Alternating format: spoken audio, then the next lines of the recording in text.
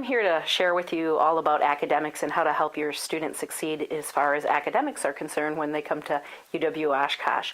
One of the first things that I really want you to emphasize with your student is that if you can help them learn about how much time they need to study, because studying at high school is substantially different than studying at college.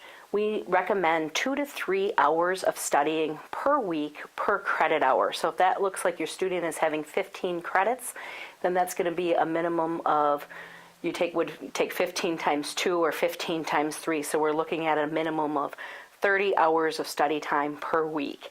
And that's going to sound like a lot of study time to your students, but a lot of what we're asking them to do is reading outside of the classroom and a lot of learning through reading. And I would also recommend that you talk to your students about reading before they actually go to their classes. The second thing I'd like to talk about with you is structure. A lot of students come in and they don't understand how to structure their courses. In high school, their professors say, okay, today we're doing chapter 1, tomorrow chapter 2, then we're going to take a quiz. And so the structure is all laid out and they're consistently reminded of that. In college, that structure is also laid out, but it's laid out on what we call our syllabus. So having them take their syllabus and plan throughout the semester from day 1 when they get their syllabus, because the syllabus will even tell when the quizzes are, when the papers are, so then they could just read chunks of information, because when we take chunks of time to study, we find that we do more effectively. So if they can plan out, say, pages 1 through 5 this morning and pages 5 through 10 tonight, and then pages 10 through 15 the next day, so that they're always chunking the information that they're learning so it's easier for them to learn, and they have it all planned out through the beginning of the semester. So if you can help them with that and just get a planner, and they can do it now on their iPhones or on their mobile devices, there's a lot of really easy ways to do that. As you know, the students often like to do a lot of texting and maybe Facebook, Twitter, different kinds of social media, which is wonderful, but some of the students I've helped, they'll bring in their computers and we'll look at stuff, and as I'm looking, their social media keeps popping up.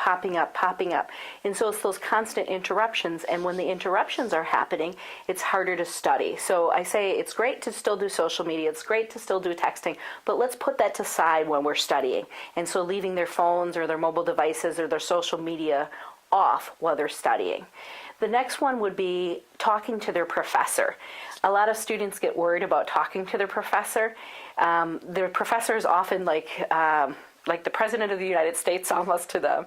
And what I try to remind them is that the professor's here for a reason. They love students, they love teaching, they're passionate about their subject area. And so I just really try to take it down to that level.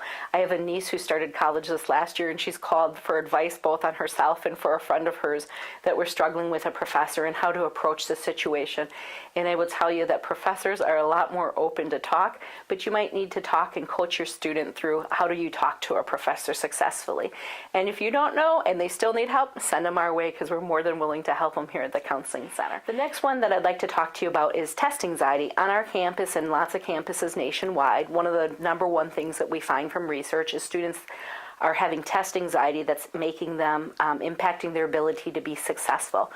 When we give a student a test, the reason we're testing them is to see about their true ability in that subject area. So if they have anxiety, then we're testing their anxiety instead of their true ability. So it doesn't really measure their true ability. So we want to teach students really how to get a hold of their anxieties.